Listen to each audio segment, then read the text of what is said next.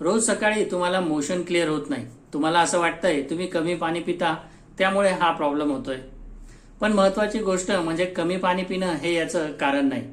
रोज जर तुम्हाला motion clear होत नसेल, मोशनसाठी जास्त वेळ बसावं लागत असेल, मोशन झाल्यानंतर देखील कम्प्लीट फिलिंग येत नसेल, तर तुमची डायजेस्टिव्ह सिस्टम वीक आहे हे याचं लक्षण आहे.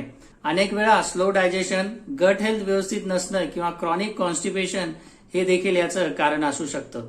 आणि हो, हा त्रास जर तुम्हाला वारंवार होत असेल तर पुढे चालून ऍसिडिटी, गॅसेस, क्रॉनिक कॉन्स्टिपेशन आणि आयबीएस सारखे गंभीर आजार देखील होऊ शकतात.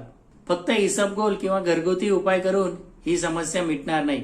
आयुर्वेदामध्ये मूळ कारणावर काम केलं जातं. कशामुळे आपलं पचन व्यवस्थित होत नाहीये याचा शोध घेतला जातो व त्यानुसार औषध उपचार केले जातात. त्यामुळे तुमचं पचन देखील सुधारतं व नैसर्गिक पोट साफ होण्याची प्रक्रिया देखील सुधारते. जर तुम्हाला रोज सकाळी मोशन क्लिअर होत नसेल तर मला कमेंट करा मोशन.